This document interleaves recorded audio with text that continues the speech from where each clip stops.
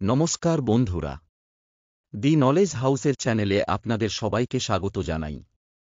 আপনারা অনেকেই হয়তো কোচবিহারের রাজবাড়ি দেখেছেন, কিন্তু আপনারা কি জানেন এই রাজবাড়ির পরিকাঠামো কেমন এবং এই রাজবাড়ির পেছন কি ইতিহাস রয়েছে? যদি না জেনে থাকেন তবে এই ভিডিওটি আপনাদের জন্যই। কোচবিহার রাজবাড়ি, যার অপর নাম ভিক্টর জুবিলি প্যালেস, এটি ভারতের পশ্চিমবঙ্গ রাজ্যের কোচবিহার শহরের একটি দর্শনীয় স্থান।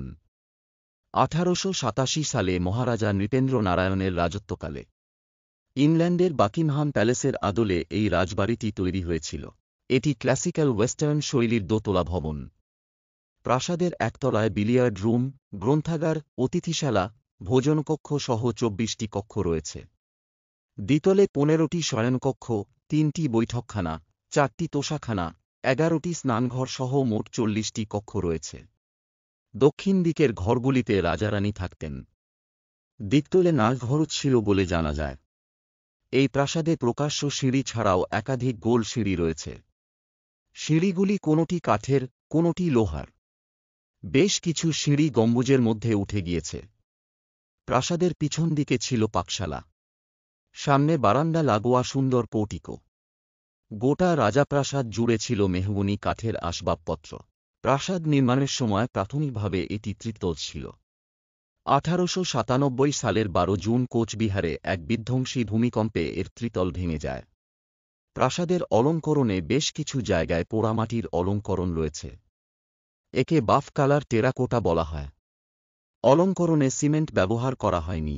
রাজবাড়ি বা কোচবিহার প্রাসাদটি মহারাজা নৃপেন্দ্র নারায়ণ দ্বারা নির্মিত হয়েছিল। তার পিতা মহারাজা নরেন্দ্র নারায়ণ 1841 থেকে 1863 সাল পর্যন্ত একজন মহারাজা হিসাবে শাসন করেছিলেন। নরেন্দ্র নারায়ণকে তার ছেলের মৃত্যুর পর তাঁর চাচা শিবেরা নারায়ণ দত্তক নিয়েছিলেন।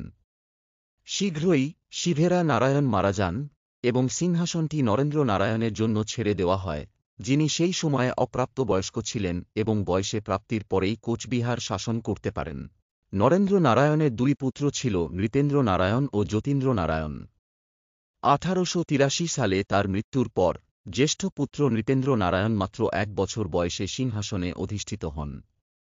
প্রশাসন অবশ্য গভর্নর কর্তৃক নিযুক্ত একজন কমিশনার দ্বারা পরিচালিত হতো।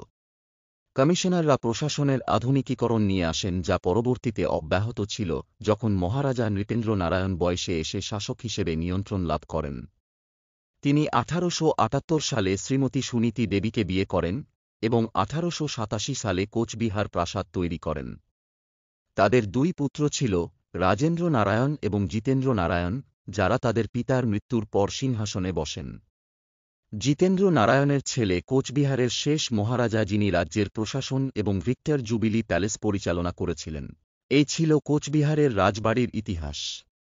ভিডিওটি ভালো লাগলে অবশ্যই লাইক শেয়ার করবেন এবং চ্যানেলটি সাবস্ক্রাইব করতে একদম ভুলবেন না। ধন্যবাদ।